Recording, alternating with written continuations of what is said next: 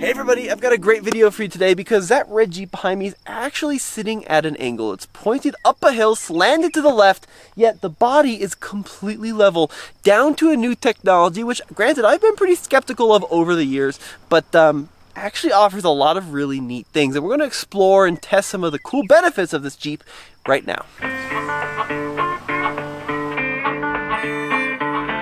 Alright guys, so we have a great opportunity to talk to the gentleman who's the president of AccuAir, and he's really excited about the product, and he's going to tell us some of the benefits, and I'm going to maybe grill him a little bit on some things I'm skeptical of. Mark, thanks for coming down. How's it going? Gotta love Colorado. Look at the sunshine. Look how blue it is out here today. This is a good day. I really appreciate you bringing this Jeep and showing it to our audience because this is an air suspension system, but I think it has a lot of potential benefits beyond what people might think, which is the up and down motion. Exactly right. I really call this the Swiss Army knife of suspension. The whole point of this thing is to solve problems that you may not even know you had, but also to add some great features and benefits that, honestly, Jeep Wrangler kind of needs. So let's talk a little bit about some of the hardware first. We'll start with the basics. So typical Wrangler like this JL is going to have coil springs on all four corners. What's the first thing that the AccuAir system replaces? The first thing we're going to replace is we're going to take those coils, put them in your garage in a box. Okay. That way you can always have them with you in case you want them back. Yeah. And we're going to replace all those coils with specially tuned airbags. Okay. That are actually designed for each of the Jeep Wranglers. If it's a JT, a JL, or a JK, each airbag is uniquely different for that vehicle to match its actual spring curve that it needs to make the vehicle work correctly. And talk to me about that a little bit, right? Because when I think airbag, I just think of like a squishy bag full of air. But it sounds like there's a lot more that goes into it than just that. Man, technology's come a long way in air suspension. If you think back to like the 70s and 80s, technology really wasn't there. I mean, think about it. There weren't even cell phones back in that day. But today we can watch a movie in theater quality on our phones. But the point of this is that the airbags technology has come a long way in that time frame. So each airbag is actually designed to create a spring curve. And that's done not only with how the airbag is actually constructed itself, but also the aluminum piston that goes inside, how it's going to move at its ride quality and its ride height to give you the best ride quality and also the best towing ability on the vehicle.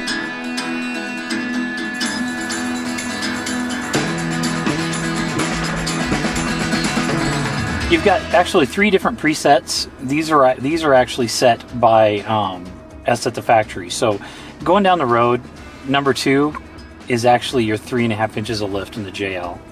1 will bring you down a 1/2 inch. You can run in either one of these 2 at any speed, and these are both been tested through FEMSS 126 compliance for stability control. But once you're under 25 miles an hour and it automatically enters into crawl control, now you can do anything. If you're coming up to an obstacle in front of you that, you know what, you think your bumper's going to hit, you just hit the up arrow, which is going to pull both sides of the airbag, and you'll go straight up.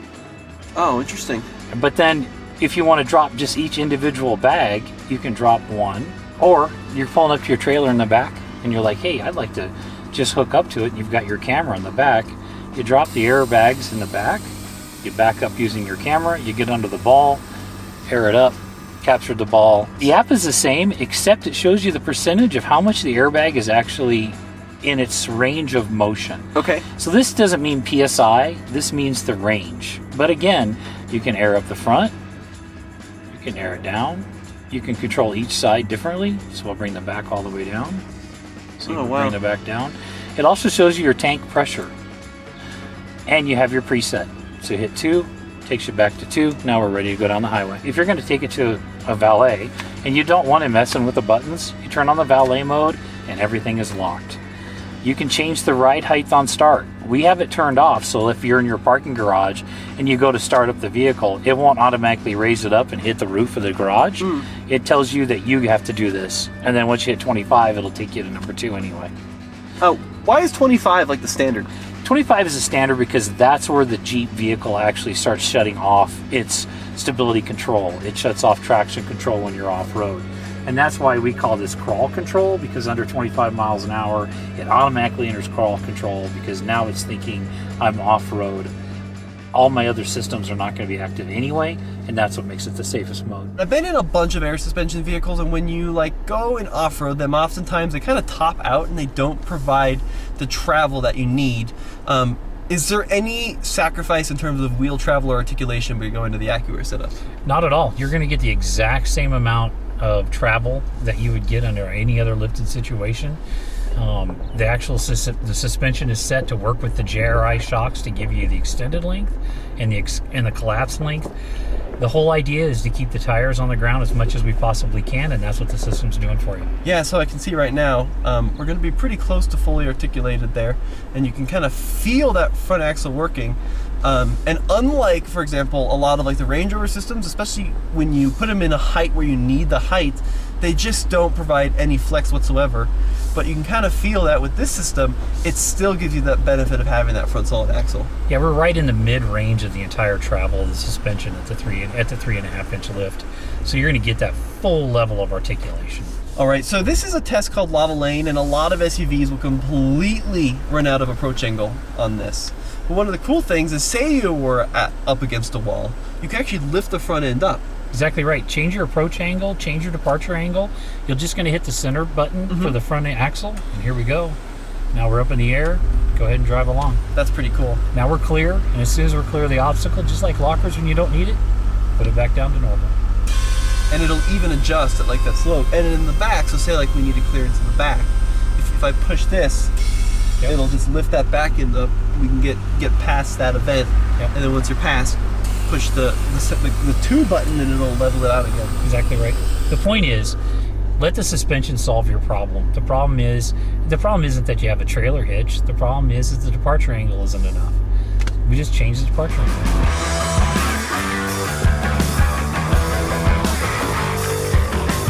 When you think of air suspension, a lot of folks think of like a clapped out 2000s Range Rover, which has been collapsed, on the ground. And I think there's a lot of, especially off-road folks, worried about reliability. So talk to me about how this system is different than what people are imagining in their heads and how it's tuned for an off-road vehicle. Just like everything in technology, a lot of things have changed. The actual way they construct an airbag is also changed. The rubbers have changed. The actual cords that go inside have changed. It's not just a rubber bag. It's actually something that has structure part of it. And you can actually change the way it moves through its actual cycle by changing the piston that's inside. So really the key to it is that you take the spring curve and you can actually match whatever that coil was to what the airbag is. So the old school vehicles, they just used a straight bag with a straight sleeve with no spring curve in it. So the technology has changed just in that. And then in terms of durability and longevity, is this system warranted? How does that work? Yep, this thing comes with a limited lifetime warranty. The bags aren't going to fail, but if you got an issue, you pick up the phone, you call it, you come, we'll send you another airbag. There's not an issue with it. And the cool thing is they install incredibly easily, so it's not going to take a lot of work to change out the bag, but you're not going to have to change it. We offer a repair kit or a trail side kit because we've all been on the trail. We've all had something break. I've had tie rods break on Jeeps, of course. Well, in the old days, you take your high lift jack tube and you slide it over there and you're able to get off the trail, right? We're not going to be that crazy on it, but we actually do sell a small repair kit that'll actually come with an extra compressor. It'll come with connecting fittings so you can actually snip the pieces and put them in. You can replace an entire airline with a Schrader valve so you can always get off the trail and get yourself back home.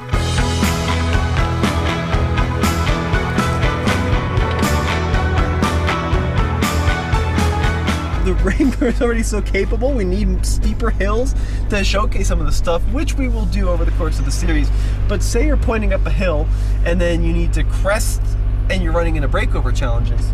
You can also push 3 here and that'll give us a slight lift over the standard height, right? Yeah, it'll take you up another inch and it's great for the breakover problems. But the key to it too is once you're up and over it, just like your lockers and you're done, get it back to number 1 or 2. Right. So we just went into 3.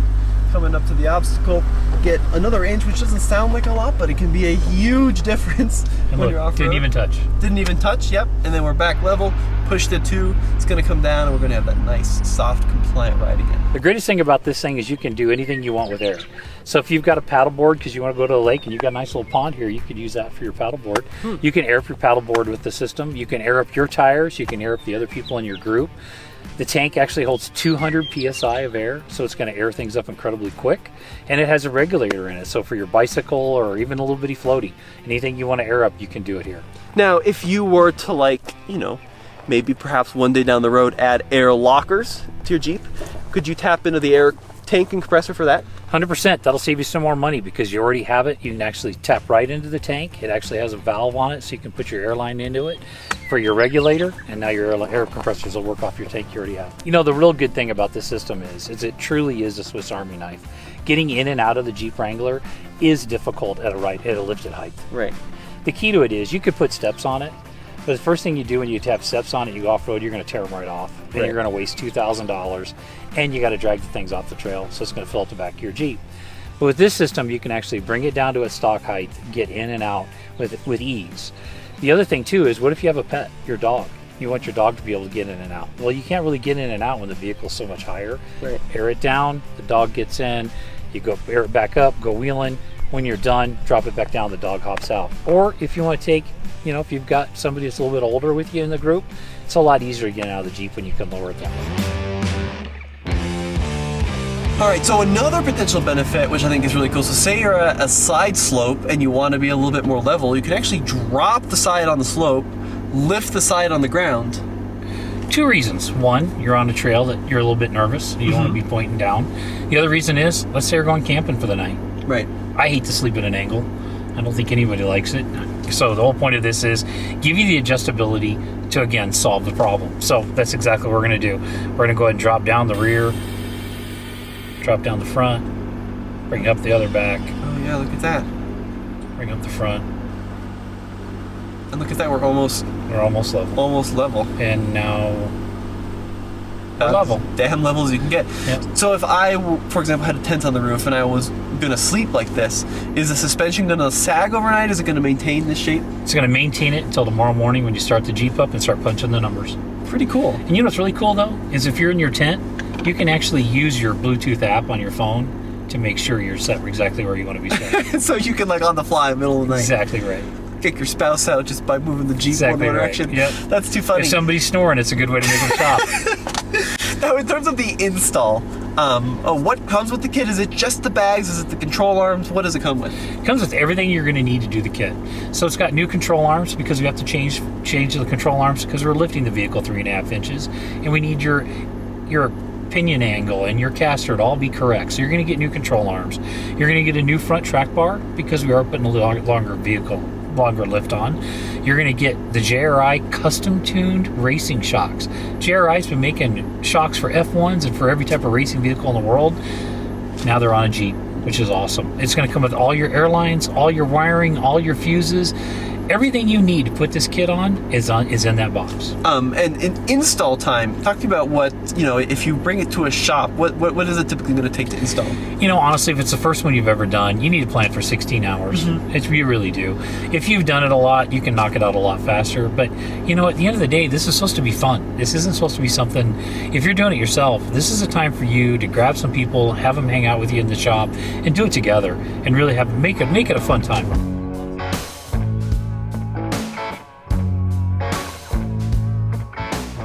So Mark, a lot of folks when they lift their Jeep, they don't just want it to be a little taller, they want to, add accessories, they want to change the bumper, they want to put a 100-pound winch on the front and then lights and all sorts of the stuff that adds weight.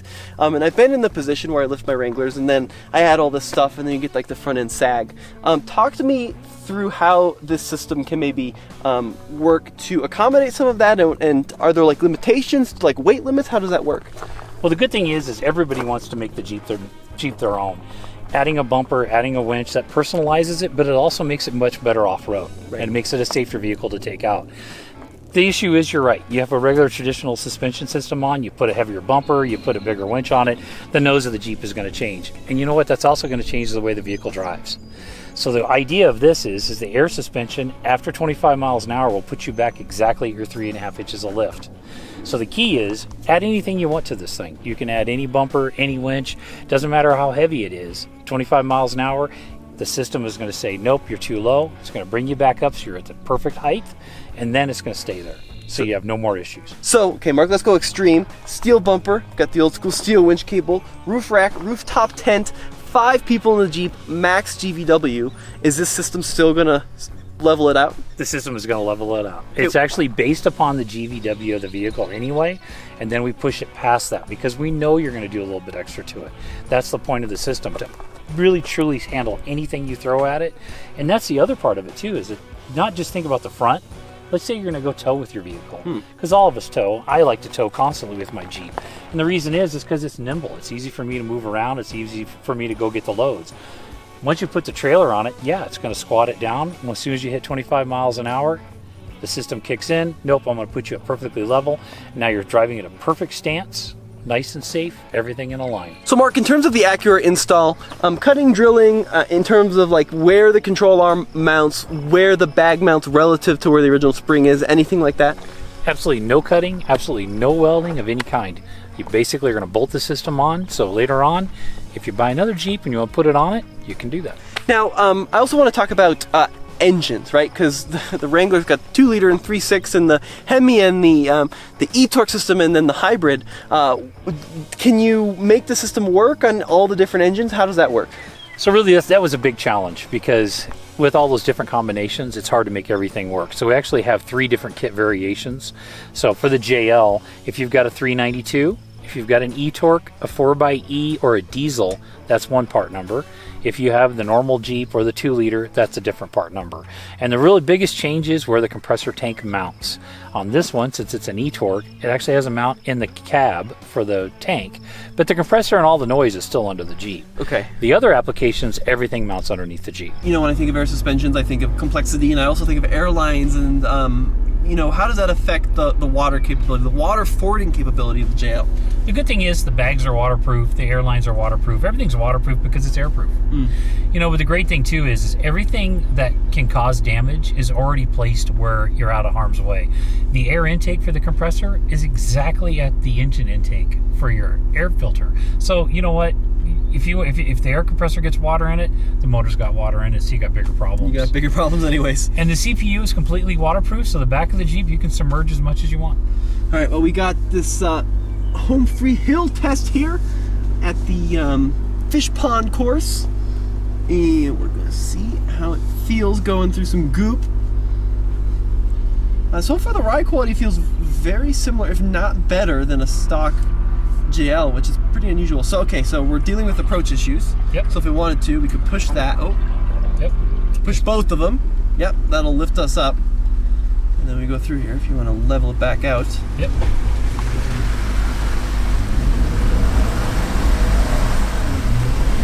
Look at that. Yep. Keeping the tires on the ground. Go right through it. So one question I have for you is, what is like the amount of lift you get in the standard height over a bone stock Wrangler? You're going to get 3.5 inches of lift height over a bone stock Wrangler. And one thing I've learned today is basically this is essentially equivalent to a 3.5 inch lift. It really is, with a whole bunch of added features that you never knew you needed, but you know what? You do. You heard it here first. You do need the added features. I love that. No, I mean, because yes, you can go up and down, but at the standard height, the driving around height, and also the ideal off-road height where you get the most travel relative to the bag is about 3.5 inches. Exactly right. That puts you right in the sweet spot in the center of your travel.